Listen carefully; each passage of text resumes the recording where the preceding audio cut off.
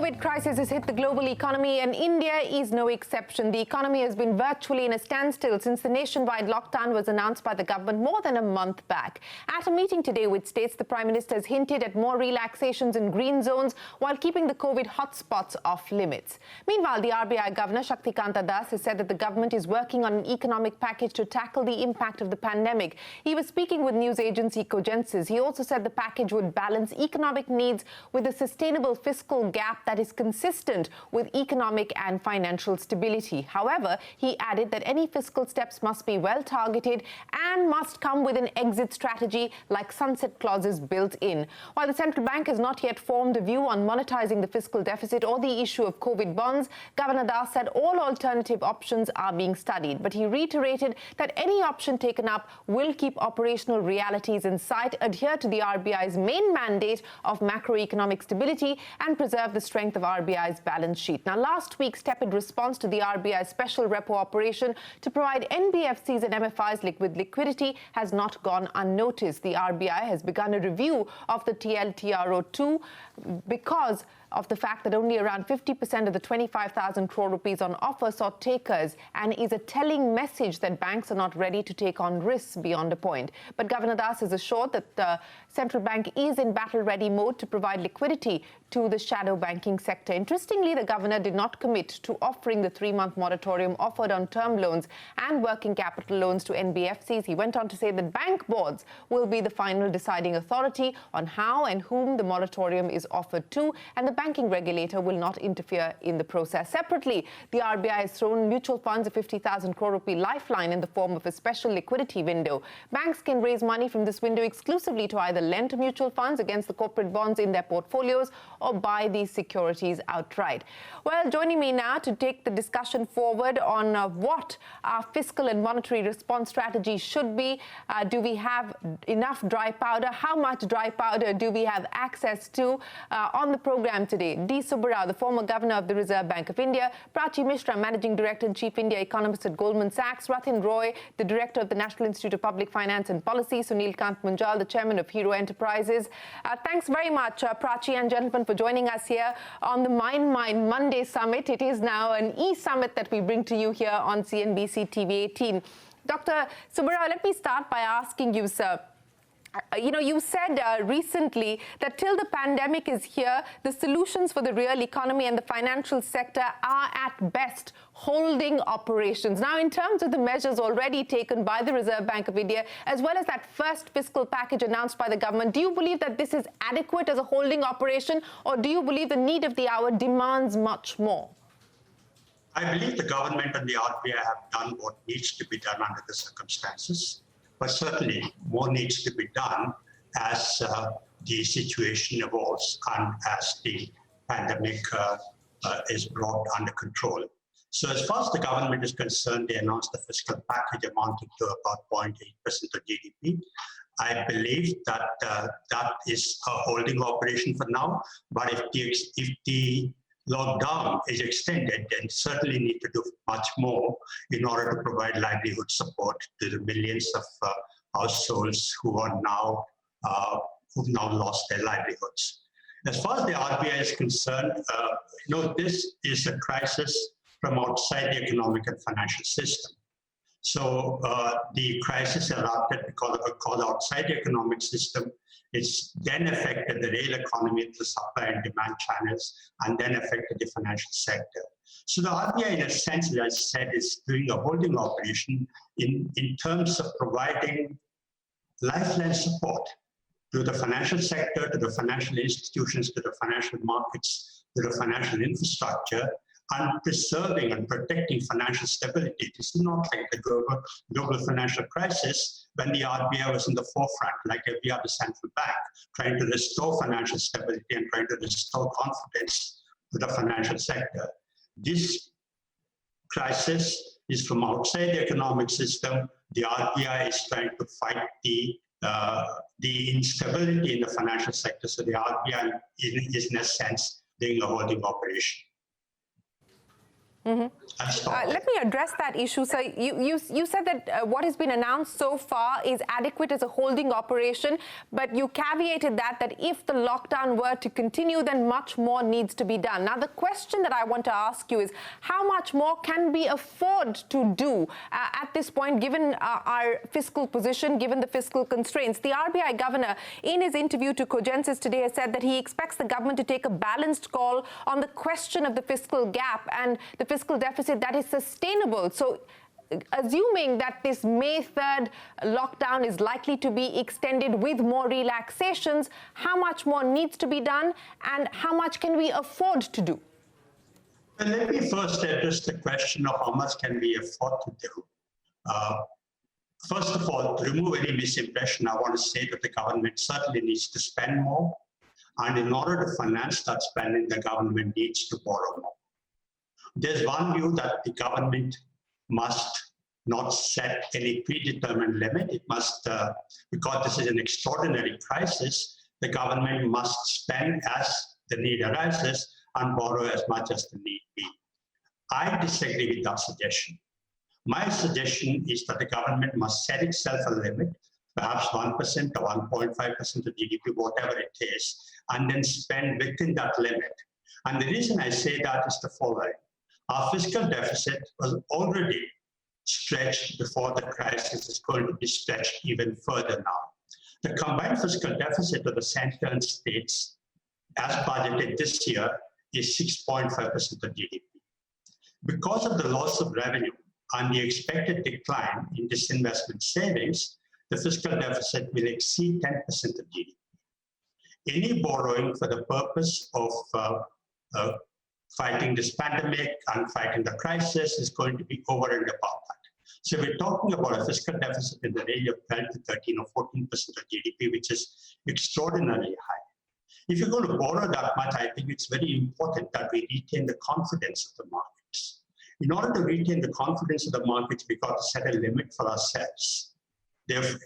Otherwise, we will be threatened with financial instability, price instability, exchange rate instability.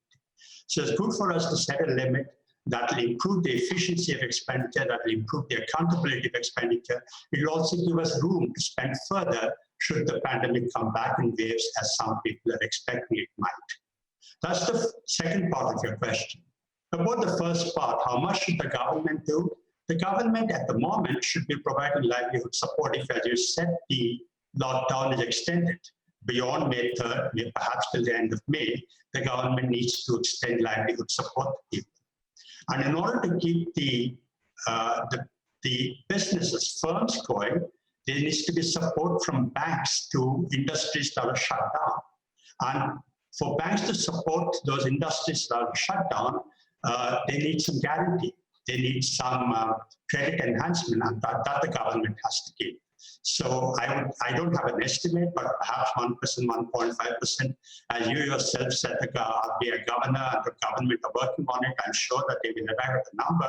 But what I'm saying is that it's very important that we agree on a number and we set ourselves a limit. I'll stop there. Okay, I'll come back to you, sir. There's a lot that you put on the table, so let me get Prachi Mishra, Rathin and Mr. Munjal to comment on what you've just told us. Prachi, let me ask you to Dr. Subbarao's point that there needs to be a limit that is set, and in terms of the combined fiscal deficit with the additional stimulus or support measures, whatever you'd like to call it, it will be extraordinarily high. Now, what are you factoring in, and how do you see the government's approach at this point in time? Sanjeev Sanyal, the Vice Chairman of the Niti Aayog, Rajiv Kumar, all coming out and telling us that, look, the government's approach is not to do any big bang single announcement, but to do a calibrated series of announcements. Do you believe that that is the way forward, best way forward, given the fact that this is a dynamic situation? And to Governor Subbarao's point on setting the limit as well as the what you're factoring in with the fiscal deficit number. Thank you, Shereen. First of all, pleasure to be part of this eminent panel.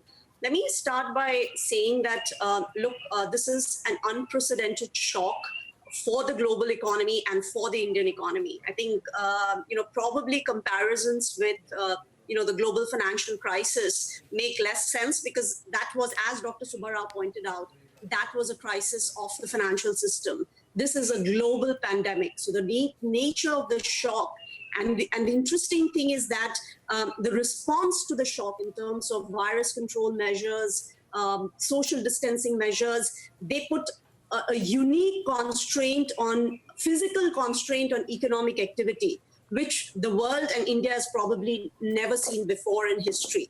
And in such situations, sharp quarterly contractions are highly likely.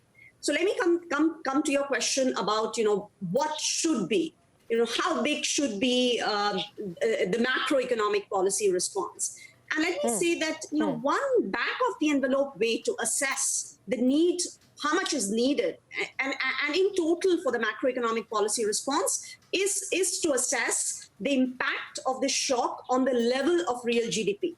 So our estimates suggest that this shock would lead to a loss of real GDP of at least 6% in level terms. So roughly in terms of the macroeconomic policy response, you can think that there should be compensation for the loss of real output. And then the second order question is how do we decide the composition of this policy response? How much is fiscal? How much is monetary? Within fiscal, how much is discretionary? Because, or how much is through automatic stabilizers? And of course, in deciding that, you have to think through, how, discretionary fiscal policy is, of course, expected to have a much bigger and quicker impact, whereas there are tons of transmission issues and for monetary policy, etc. So the third step is, once you decide that, look, this is the quantum of additional discretionary fiscal easing that is needed, and then you decide, how much, how do you fund it, how much through non-market forms of borrowings, and given that, tax revenues are likely to, plummet this year as nominal GDP growth levels are going to be very low, we are talking about a big chunk of additional market borrowing, even without phase 2 of the stimulus. So this is, broadly speaking, on what should be. But let me say, what is likely, and, as Dr. Subbarao pointed out, if you look at, public sector deficits net of privatization receipts, it's already close to 10% of GDP, remains the highest among emerging economies. The point I would like to highlight today is a bit more nuanced, because, focusing too much on headline numbers, especially in these unprecedented times, may be a bit deceptive. For example, let me give you an example. If the government might think that, look, I'm raising headline deficit by 1 percentage point, and that is automatically translated to growth. And just to give you an example, in India, 90 to 95% of centre's fiscal deficit is interest payments. If the fiscal deficit is rising due to rise in interest payments, that's not a boost to growth. Yes. So we've done some new research where we've actually gone through each line of central and state government budget and calculated the fiscal impulse, incorporating appropriate multipliers and the timelines. And a new fiscal impulse calculation suggests that, even after accounting for the last stimulus, fiscal settings at best provide a neutral impulse to growth. So I think bottom line, I think more than the overall magnitude, which Dr. Subbarao highlighted, I think in my view, how the stimulus is designed, how is it calibrated, how targeted it is, and is it going to be directed to areas which have the highest multipliers and quick impact so that the government can get the biggest bang from the buck? That's where I think the real challenge of policy. Let me stop there. Well, several important points that you've raised, Prachi, and I think it's important to note what you just highlighted, that the measures taken so far, according to Goldman Sachs analysis, are neutral as far as the fiscal stimulus is concerned. But Rathin Roy, to the point that Prachi was making, that look, if the loss to GDP is about 6%, what will be required by way of stimulus measures, support measures from the government to be able to offset that? And then the larger issue is, how do you fund it? Now, I know on the last conversation that we had, you said that monetizing the deficit should be the nuclear option that you would not like the government and the Reserve Bank to exercise at this point in time. But does that look like it will be the go-to option? Though the governor certainly seems to suggest that no view has been taken by the RBI on monetizing the deficit so far. Well, it's quite interesting that no view seems to be taken on a number of things at this time. Let me actually start by agreeing with Prachi in the following sense. The initial estimate that she made about a 6% loss of GDP, the other estimates also by McKinsey and others, is all based on a do-nothing scenario. So if you don't do anything to stem the fall in GDP, then this is the kind of GDP fall you get. So the analytical framework cannot be GDP is falling and therefore how much fiscal deficit can be afforded, because it is endogenous. But she did make a very important point there. It is only endogenous if the extra money that you borrow or you reallocate gives you the biggest bang for buck in terms of GDP growth or success in reducing the incidence and fallout of this virus. So what you spend on will determine how much you can spend. On track record, I agree with Dr. Subbarao. Given the demonstrable lack of quality Government of India spending, I'm not bringing the states in yet, but given the demonstrable lack of quality in Government of India spending, and what Prachi said is also true, the fairly high proportion of committed expenditure, if business as usual goes on, then your ability to get that kind of bang from the buck from incremental spending will be very low. And therefore, the Government of India the first thing it needs to do is to demonstrably show that it is spending better in terms of quality, in terms of efficacy, and in terms of where the money needs to go than its previous track record. I think a demonstrable evidence of that and a conversation of that would help the market. So what the Government of India also has not done, which surprises me, because Goldman Sachs has done it, PricewaterhouseCoopers has done it, I don't know who else, McKinsey has done it. I have nothing from the Government of India that tells me what they think the economy is going to look like in 6 to 9 months. If I knew that, then government measures would be calibrated to minimize that impact, and then we'd be able to have a conversation that is somewhat productive. To talk about a calibrated approach versus a non-calibrated approach without that official assessment of where the economy is going, I think is facile. Therefore, to answer your, and finally to answer your question about how much we can afford. We can afford something. Let's start with that something. And you don't need to print money for that. I have no objection, for the record, in principle, to printing money. It's a nuclear option because it is the last thing you want to do, not least because, as Dr. Subbarao knows perfectly well, governments have a bad habit of staying with bad habits when the cause for those bad habits has passed. So I don't want a situation where the Government of India becomes comfortable with the idea of printing money in perpetuity. You know, we are not a very fiscally disciplined country, yes, particularly the central bank. So what we need to do is to make sure that the money is that we allocate is efficiently spent, and it is spent on two things: protecting national wealth and protecting livelihoods. I think here monetary policy needs to take a subordinate role.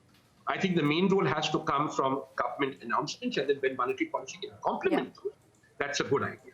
My final point: the front line of this spending and its efficacy actually lies in units, in business units of the government of this country, which have a far better fiscal record than the Government of India, and that is the states.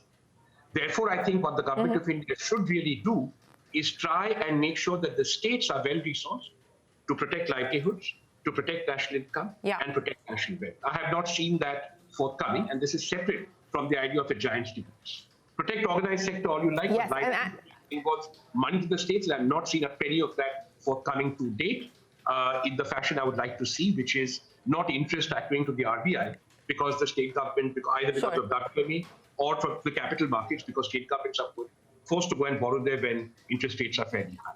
That is not the kind of response. We need money to be... And that is the pitch that states... I get the point that you're making. I get the point that you're making, that fiscal measures need to be taken, and also to the point that you made on states. And I think that's the pitch and argument that states are presenting to the centre, including in the meeting that they had with the Prime Minister this morning. Sunil Kant Munjal, to the point that was being made by Prachi and by Rathin on the biggest bang for the buck. Now, depending on what quantum it is, when the government decides to deploy these relief measures, where does industry believe the government will get the biggest bang for the buck? What should the spending be done on? So first, Shereen, thank you for doing this. Thank you for hosting the Mindmine next series of the Mindmine Mondays. So to your point, I have a little bit of an agreement with all the three earlier speakers. First, of course, they're much more technically qualified than I am to give this response. So I will give a layman's response to your question. That more needs to be done? Absolutely. I have no doubt in my mind that we need to do more than we have done right now. In order of priority, first is to save the lives of people who are starving. That's one. Second is to fully fund the healthcare initiative that is taking place across the country to respond to the COVID-19 pandemic. Third is jobs. I think that is an absolutely critical, important one. If this economic engine comes to a grinding halt, as it's beginning to show signs of, to get this machine going back is a very tough thing, because while government has told industry, please don't fire people, but what's happening on the ground, and it's happening especially with small companies, but also with some of the larger ones, people are telling their employees, either I can't pay you, or I'll pay you less, or just quietly letting people go.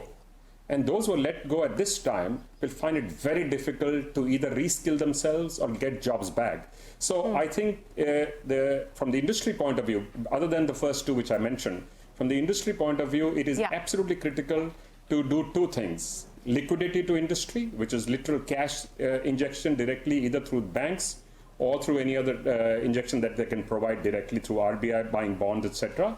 And second, is support which is being given literally and almost across every country, is meet part of the wage and salary bill of companies, of all sizes of companies. At this moment, we've been focused on small industry alone, which by the way is very critical to support, but don't forget larger industries have a bigger problem right now, because the small industries will not be able to function. It's a symbiotic relationship across the full spectrum of industry, the tiny, micro, mid-size, and the large ones. So for us to get this engine, keep this engine machine afloat, and to have it quickly go back into operation as we are able to, I think we need to provide that support at this time. And I have no... Well, it's ironic we're talking about livelihood support.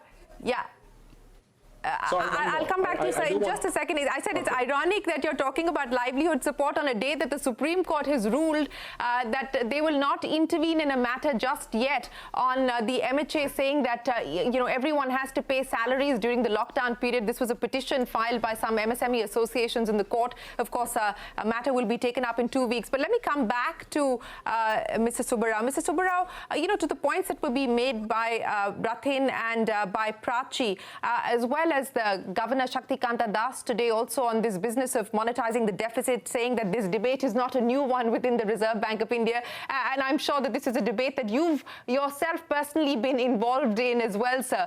Your thoughts on that, on things like the COVID bond, which again a view has not been taken as of now. Do you believe that this is the way to go?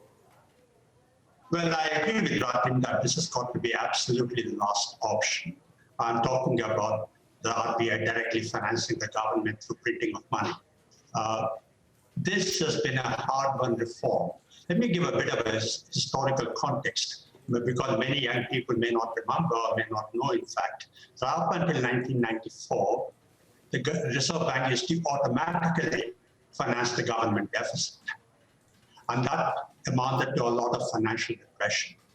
When Dr. Rangarajan was the governor of RBI, and Dr. Manmohan Singh was the finance minister, in 1994, there was a landmark agreement that the Reserve Bank will no longer participate in the primary government bond auction market. That was a very, very important reform, and we should not give that up easily. Now, the Reserve Bank is already supporting government financing through open market operations. So the Reserve Bank can, in fact, do further open market operations, can, in fact, support government borrowing in many other ways, and printing and directly giving that money to the government has to be absolutely the last option. I'm aware that a lot of people are saying that, look, this is an extraordinary situation. Central banks are doing extraordinary things, unconventional monetary policy.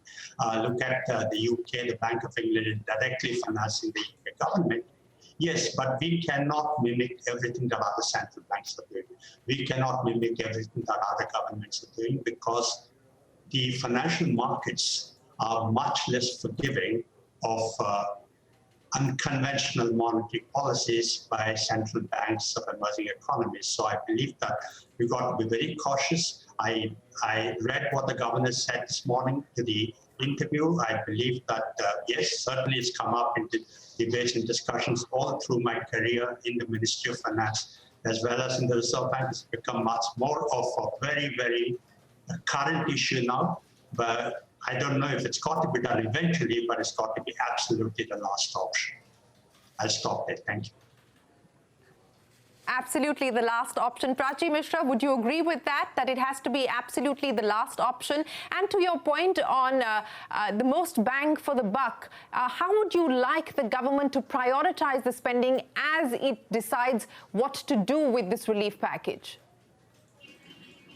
So Shereen, on the first question, look, as I said, to me, that's a second order question. The first order question is how much macroeconomic policy response is needed.